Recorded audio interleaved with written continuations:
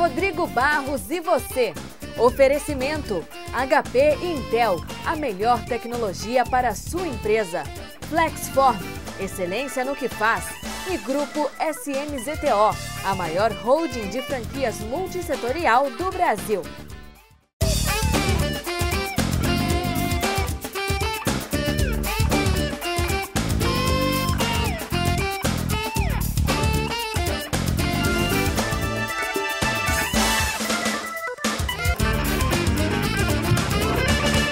Nossa convidada desta noite é consultora de eventos, escritora, palestrante, apresentadora de TV e rádio.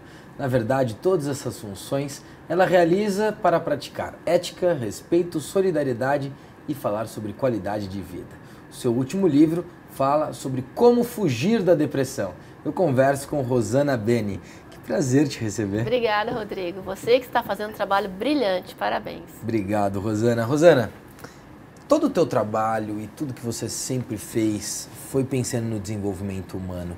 Quando que você percebeu essa tendência em conhecer pessoas, em saber sobre as pessoas e como que de fato essas pessoas cumprem suas missões? Bom, eu sempre tive muita sensibilidade desde criança.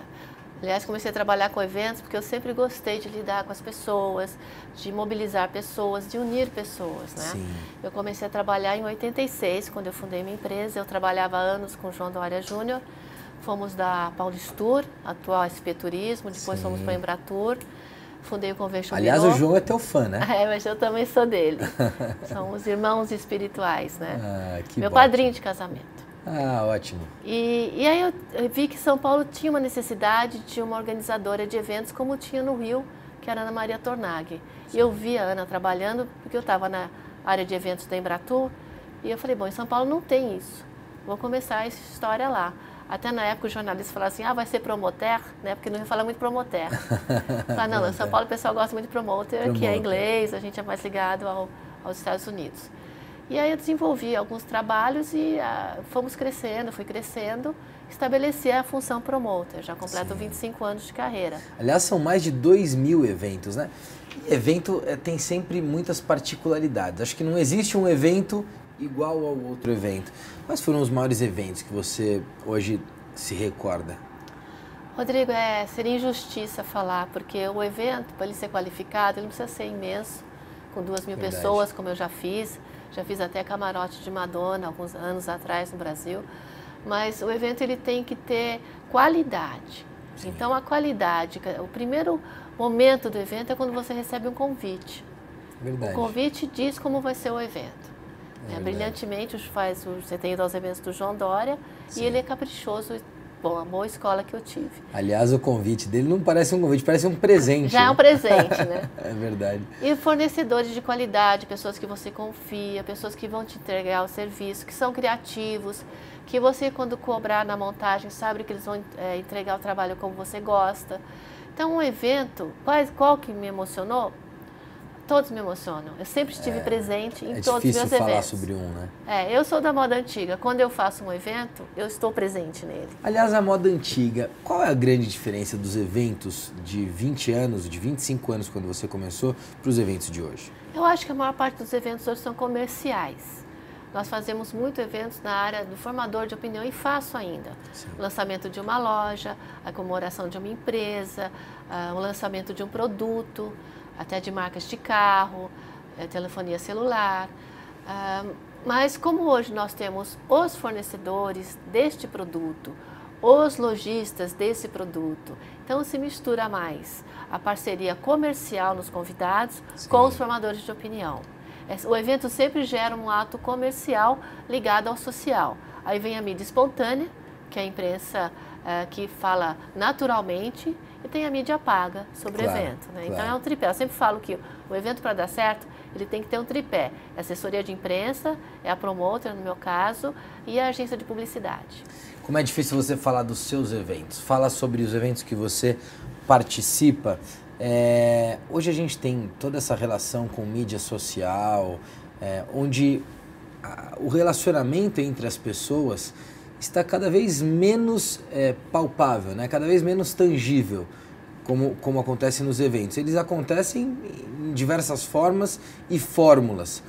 Você acha que esse novo formador de opinião, esse novo líder que vem por aí, ele é um líder que vai deixar de praticar ou vai deixar de, na verdade, comparecer a tantos eventos como sempre existiu? Eu acho que está acontecendo isso, já está acontecendo. Porque está se tornando um pouco impessoal. Não o caso de alguns grupos, né, como o LEAD, que é extremamente dirigido, sim, mas os eventos, de uma forma geral, as pessoas já não se conhecem mais. Você vai a um coquetel, acho que você passa por isso em outros eventos, sim, que você vai lá e se você não combinar com alguém, você fica meio perdido.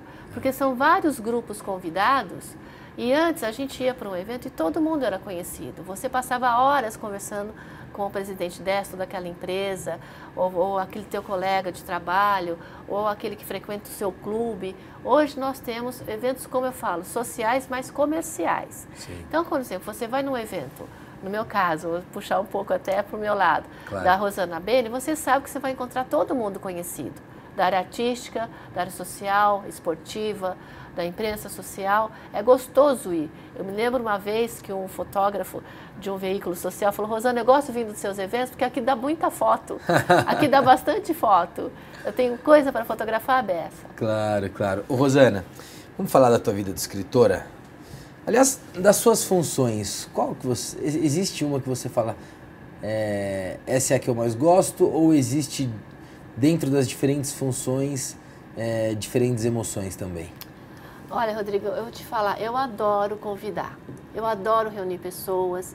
O João até um dia falou que era uma das maiores mobilizadoras que ele já conheceu, porque eu consigo agregar grupos que são diferentes, sim, grupos diferentes, pessoas diferentes, comportamentos diferentes, mas tem algo em mim que eu faço essa sinergia. E geralmente pessoas do bem, né? Pessoas que têm a acrescentar para a sociedade. Que é o melhor, na verdade. Pessoas que são respeitadas, pessoas que têm uma história de vida, que vão acrescentar, vamos dizer, para o teu relacionamento, para o relacionamento daquela outra pessoa.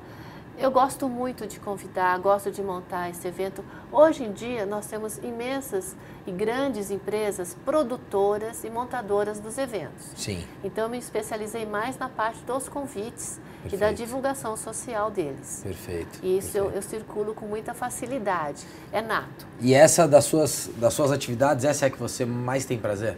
Eu gosto muito dessa, eu faço naturalmente. A gente tem uma história que em 1500 tinha uma Bene que fazia a festa para os Médicis. E eu não sei se a reencarnação é genética. Eu comecei a fazer evento naturalmente. Então, perfeito, eu gosto muito de fazer evento. Agora, como missão, é o meu outro lado, né? De escritora, de promover os valores que eu acredito. Não só escritora, como apresentadora. E agora eu só posso fazer, vamos dizer, um livro com parceiros, como eu tenho a jornalista Major Levenstein, que é uma querida, que acredita nos meus projetos do bem, e ela formata os textos que vêm para mim do fundo da minha alma. Esse do fundo da minha alma, onde eu quero chegar aqui. Você está com, na verdade já foram 4 livros publicados, esse é o 4º livro que a gente vai falar daqui a pouquinho. Mas o 3º livro, As Crianças Índigo, eu acho que ele é um livro muito especial. A gente vive um momento no mundo muito especial, de debate em relação à sustentabilidade e principalmente no tripé da sustentabilidade social, ambiental e econômico. O ambiental tem sido muito comentado e agora, de fato, a gente percebe uma mobilização do planeta em virtude desse tema. E quando você fala sobre as crianças índigo, elas têm, de fato, esse diferencial. Elas pensam no próximo. E eu queria que você explicasse isso. Então, esse estudo das crianças índigo não é um estudo atual. É um estudo que vem acontecendo nas universidades americanas há mais de 20 anos. Sim. E algumas escritoras americanas já têm seu livro traduzido no Brasil. Há 5 anos atrás, quando eu tomei conhecimento do fato, eu fui pesquisar também. Eu fiz um resumo de todos os livros, numa forma prática. Eu, inclusive, entrevistei mães brasileiras que tinham no seu filho um comportamento diferenciado, um comportamento de uma criança mais madura pela idade, uma criança mais compassiva, mais responsável, por uma idade muito, vamos dizer, muito pequena. Sim. E fazendo essas entrevistas, nós chegamos à conclusão que a grande massa das crianças índigos já está aí. São crianças que vieram para ser os líderes do amanhã, mas com os valores humanos. Essas crianças têm um poder de associação muito rápido, eles têm um amor à vida, seja animal, vegetal, humana. Compaixão. Muita compaixão, eles têm cura pelas mãos, eles têm telepatia, eles têm uma facilidade imensa com a tecnologia. Você ensina uma vez e a criança já sabe como lidar com aquele aparelho. Quem está nos vendo sabe disso, já tem seu netinho, seu sobrinho. Tem criança que dá banho em pai e mãe em termos de mexer na tecnologia, mas eles não deixam de ter aquele amor e respeito. Então, uma criança índigo, ela precisa de ajuda hoje, no mundo de hoje, porque ela vai sentar numa sala de aula, ela vai questionar o professor o que ele está colocando, mas o questionamento dela tem fundamento. E aí precisa tomar cuidado, né? Porque de repente, se ela for repreendida, Exatamente. Pode ser que ela perca aquela característica. Não, além de perder, ela vai ficando com aquilo dentro dela e pode até se tornar uma energia que a deixa um pouco agressiva depois, porque ela não está se expandindo. Quando você não expande aquilo que você tem, você vai colocando aquilo de uma forma negativa. E como, vamos imaginar que o nosso telespectador nesse momento está pensando, poxa, nunca pensei nisso, será que meu filho faz parte desse clã? Como é que identifica isso? Como é que o pai, como é que os pais, de modo geral, podem identificar se esse filho é um filho índigo? Então, Rodrigo, é importante a sua colocação, porque algumas crianças índigas, elas são muito elétricas. E às vezes os médicos a classificam como déficit de atenção e começam a dar remédios fortes para a criança. A criança índiga, ela precisa de atividade mais inteligente do que é proposto para a idade dela. Então, um joguinho de quebra-cabeças mais difícil, colocar essa criança para escrever mais, para desenhar. Quem tem criança índiga em casa vai perceber pelo comportamento. Sim. Obviamente que existe o estudo também metafísico da cor da aura. A aura, quando você faz a foto da aura, a aura muda muito de cor, a energia que acompanha o seu corpo. Mas existem hoje já aparelhos que fotografam essa energia. A criança índigo, essa energia em volta é azulada. Por isso, crianças índigo, do índigo blue. Esse ficou o nome. Então, todos os estudiosos norte-americanos, eles colocaram desta forma, índigo blue, índigo child, né? Mas o comportamento é que eu me apego. Então, uma criança índigo, ela é mais sensível, ela se emociona com um filme que, de repente, fala de valores. Uma criança índigo quer ajudar. Você pergunta uma criança índigo, o que você vai ser quando crescer? Com certeza, ou veterinário, ou bombeiro, ou policial. Ele quer algo e vai ajudar alguém. Perfeito. Tá? A criança índigo se dá melhor com os remédios naturais e ela precisa de natureza, senão ela vai ficando muito dispersiva. E algo que é interessante, a criança índigo não suporta mentira.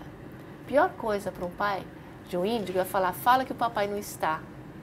Ele começa a não valorizar quando atende o telefone. Sim, e nem respeitar. Ela perde o respeito e a admiração. Curioso, interessante, e eu acho que a gente volta falando disso no próximo bloco. Aliás, a Rosana foi mãe aos... Agora eu posso falar, que uma grande revista já divulgou, né? Que a Veja divulgou. A Rosana foi mãe aos 52 anos. Eu acho que isso é um fato super curioso e eu quero saber como foi e como é principalmente essa sensação de ser mãe numa idade tão especial. Tá bom? Tá bom. Rosana Bene, a gente já volta, continue com a gente, até já. Estou aqui na fábrica da Flexform para mostrar por que ela é referência na América Latina e líder nacional em vendas de cadeiras para o mercado corporativo. Seus produtos são fabricados com a mais alta tecnologia. A única do segmento no Brasil com laboratório acreditado pelo Inmetro. É por isso que há mais de 45 anos a Flexform é excelência no que faz.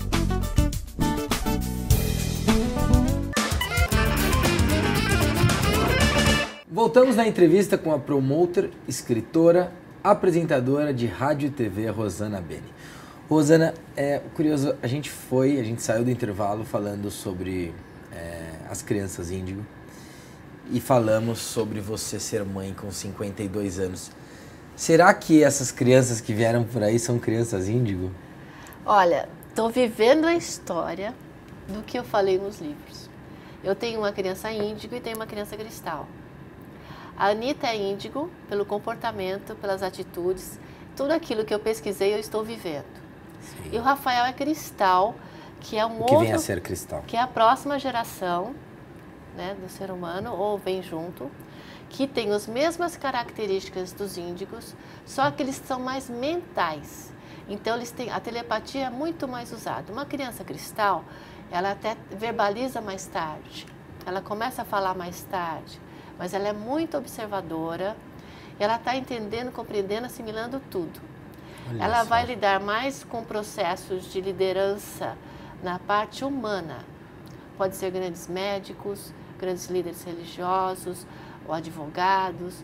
E esse é o padrão que eu não imaginava que ia ter uma dupla de índigo e cristal. É só vivendo que eu falei, nossa, mas aquilo que se pesquisa é verdade. É verdade, acontece. Então me deram de presente aqui para vivenciar e fortalecer aquilo que a gente pesquisou. Fortalecer, né? Eu acho que ser mãe aos 52 anos, como é que é isso?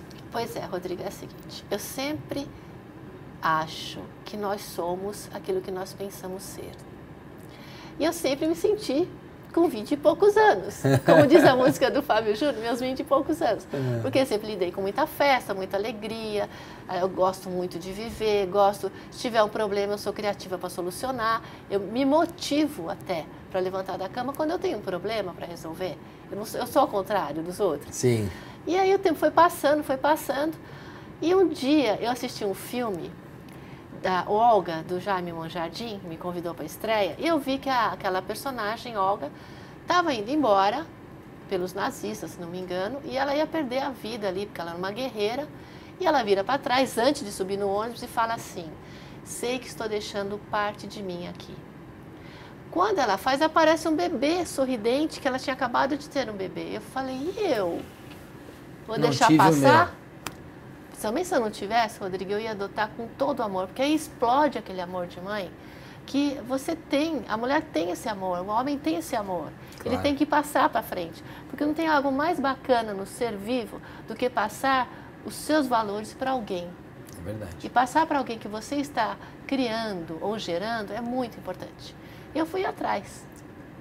Aí quando eu fui ao médico, ele ainda falou, danada, você ainda pode ser mãe, fazendo os exames, né? Talvez algo genético, que minha avó se engravidou da minha mãe aos 54 anos, naturalmente. Uau. Uma grande italiana, dona Anitta também. Anitta também? Anitta, com foi Bene.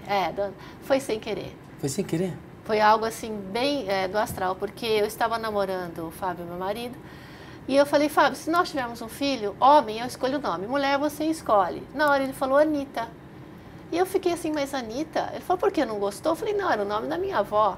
Olha só! E depois, fazendo a pesquisa do filme do Jaime Monjardim, a filha, na história real da Olga, é a Anitta Garibaldi.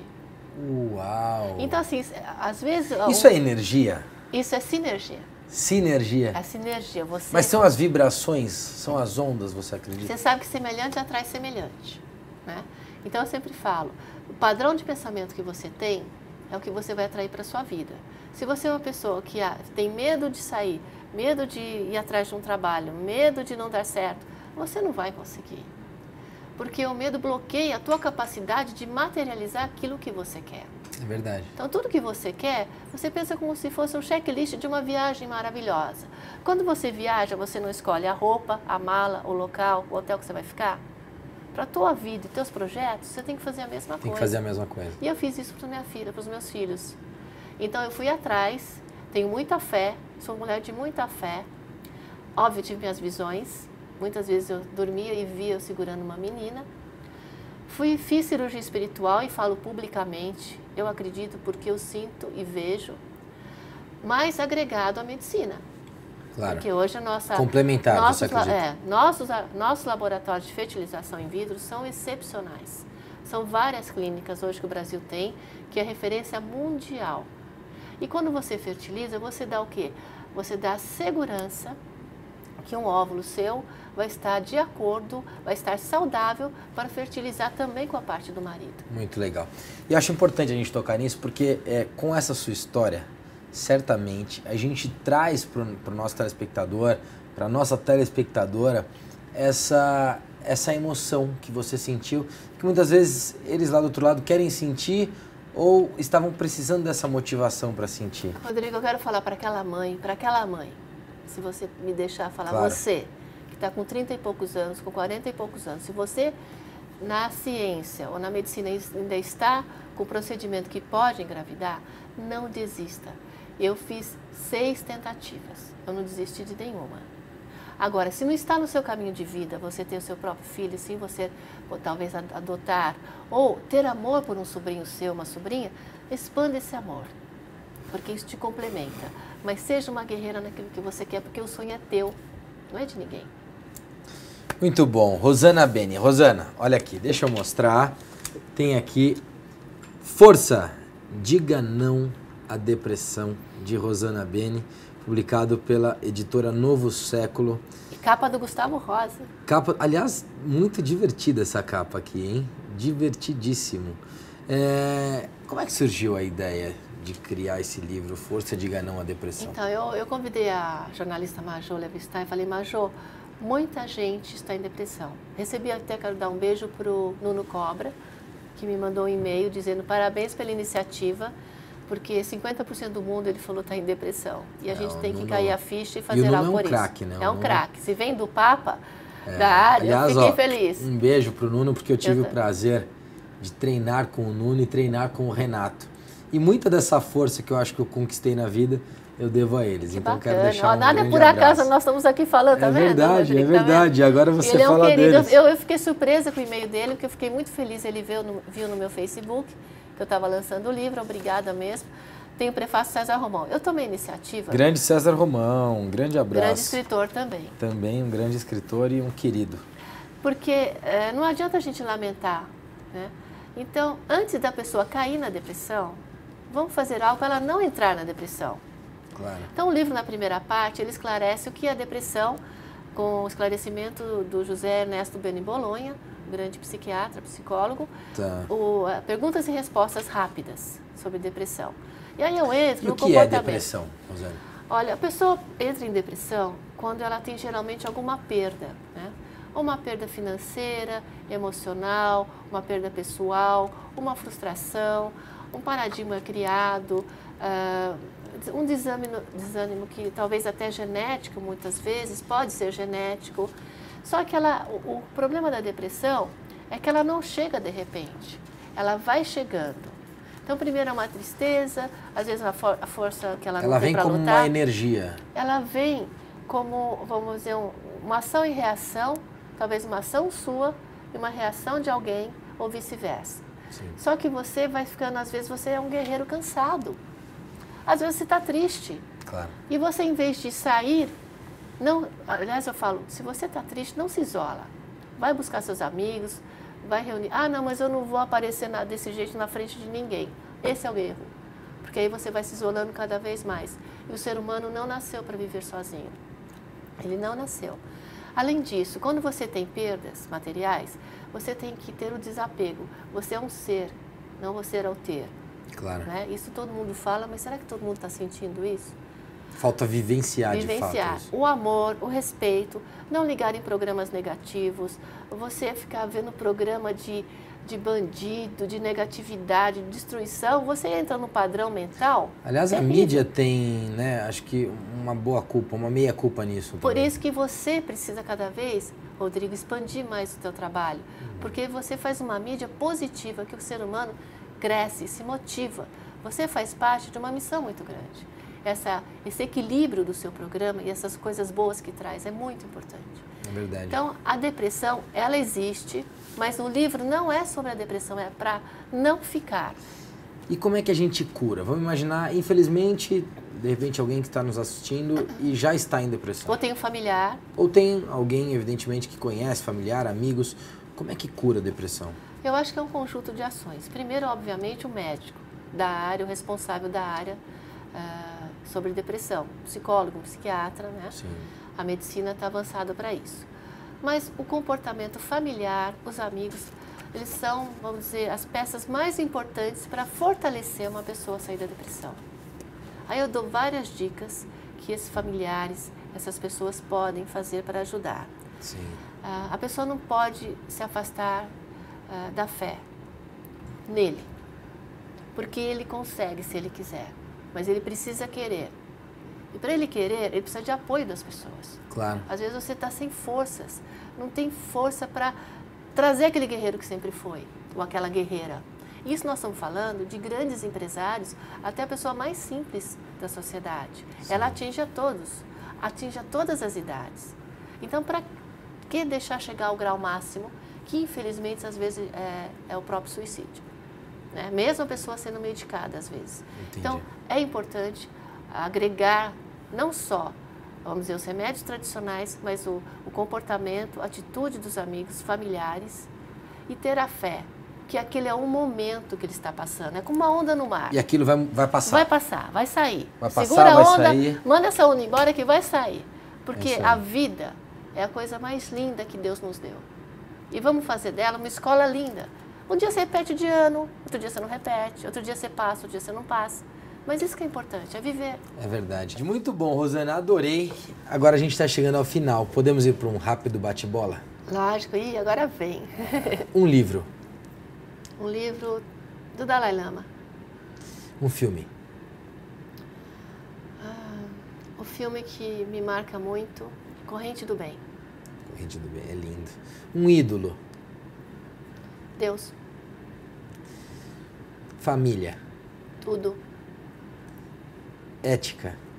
Essencial para se viver. Energia. Tudo na vida. A maior decisão que você já tomou na sua vida, qual foi? A mais importante, ter filhos. Ótimo. Ô, Rosana, se hoje você fosse a presidente Dilma, estivesse lá, sentada na cadeira dela e com a caneta dela, e pudesse tomar uma decisão e a primeira iniciativa, qual seria? Uma escola em valores humanos. Perfeito. Rosana, que time você torce? Beni, né? Meu tio foi presidente do Palmeiras, Mário Beni, Dr. Mário Beni. Então vamos falar aqui, de Palmeiras, né? Então tá aqui, ó. Então você vai gostar. A revista Segredo de Sucesso, com o Santo Marcos na capa.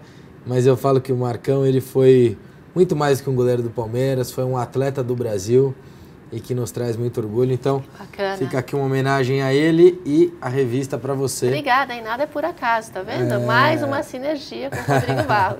É isso aí. E também, na sua chegada aqui, fizemos esta foto. Olha só como ficou bacana, que bonito, hein? Que ficou lindo. Bonita, né? Ficou bem bacana. E ela foi impressa na nossa HP Envy com tecnologia e-print. E eu dou a você de presente para... Obrigada, vai para minha galeria. galeria. Como uma recordação aqui do nosso programa. Obrigada, Rodrigo, foi uma graça. Tá bom? Gostei Rosana, muito. Um beijo para você. Gostei muito, obrigado parabéns, viu? Deus obrigado. abençoe sua vida. Obrigado, muito obrigado. Foi um prazer, muito gostoso esse nosso papo. Obrigada. E essa foi Rosana Beni. Olha, acho que foi um programa que trouxe uma energia boa pra gente, que deixa aqui diversas mensagens positivas e eu espero, claro, que você tenha gostado. Agradeço o seu carinho e também, é claro, a sua audiência. E eu te espero sempre de domingo a sexta-feira. Até lá!